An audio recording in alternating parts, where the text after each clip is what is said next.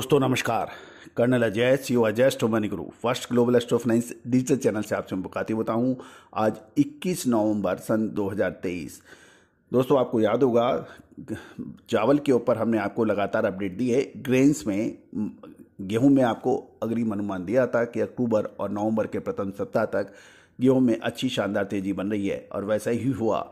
चावल के ऊपर भी जब सरकार ने इस पर रोक लगाई थी और मिनिमम एक्सपोर्ट प्राइस निर्धारित किया था, उस वक्त भी हमने कहा था कि चावल में आगे तेजी रह सकती है, धान में तेजी रह सकती है। वैसे ही कुछ देखने को मिला।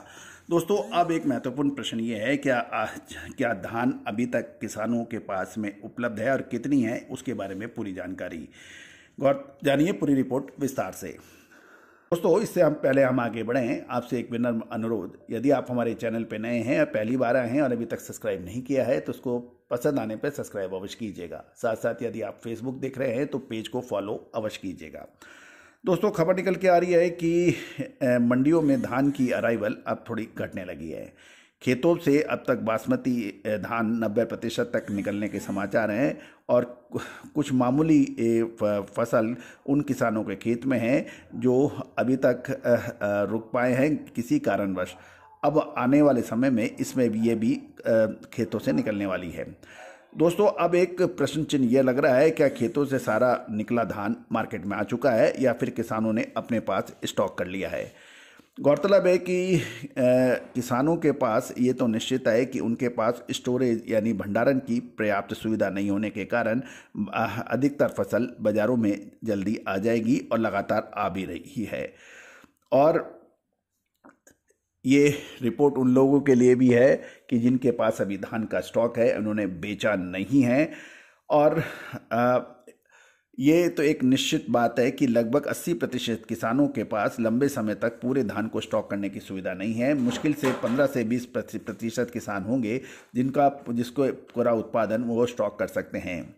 ज़्यादातर किसानों ने खुले खेत या प्लांट में धान का स्टॉक रखा हुआ है और 10% के आसपास अभी धान कटना बाकी है। और मोटे तौर पे देखा जाए तो पंजाब हरियाणा के 70% धान की आवक हो चुकी है या फिर इस सप्ताह समाप्त होते होते धान बाजारों में आ जाएगा।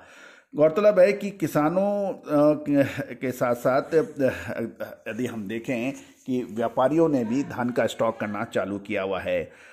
पंजाब के बाज़ारों में धान के दाम अच्छे बताए जा रहे हैं और अमृतसर की मंडियों में 11-21 धान के भाव 5150 रुपये प्रति कुंटल पहुंच गए हैं। इसी तरह से फतेहगढ़ चूड़िया मंडियों में धान के भाव की भी यही रेंज है।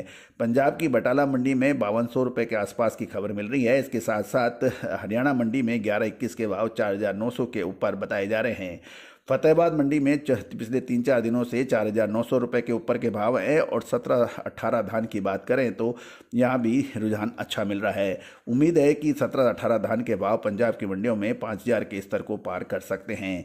अन्य वैरायटियों की बात करें तो 1401 में 4700 के भाव दिख रहे हैं। 1885 धान के भाव 4500 से 4700 के बीच बताए जा रहे हैं और चावल के अंदर तेजी दर्ज हो रही है। गौरतलब है कि यदि हम देखें अंतर्राष्ट्रीय बाजारों में भी कुछ सप्ताह पहले भारत का 5% टुकड़ा चावल 493 से $503 प्रति टन बताया गया पिछले सप्ताह, और एक सप्ताह पहले इसकी कीमत 490 से $500 थी जो बढ़कर 493 से $503 हो गई है।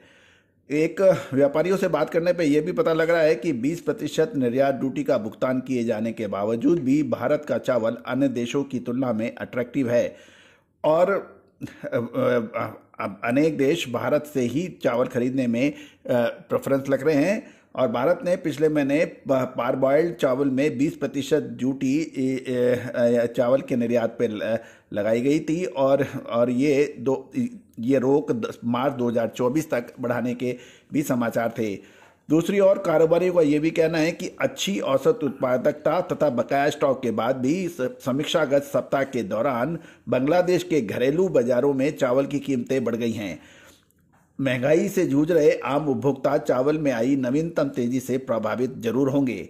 गौरतलब है कि अचानक ही चावल बाजार में अस्थिर हो गया है और इसकी कीमत 2 से 5% बढ़कर प्रति किलोग्राम बांग्लादेश में हो गई है। और थाईलैंड में 5% टुकड़ा चावल 570 से 575 रुपये प्रति टन पे बताया जा रहा है। बीते सप्ताह इसकी कीमत $562 प्रति टन थी, जो बढ़कर थाईलैंड में 570 से 575 हो गई है। बीते सप्ताह एशियाई कारोबार में भारत समेत अधिकतर एशियाई देशों में चावल के निर्यात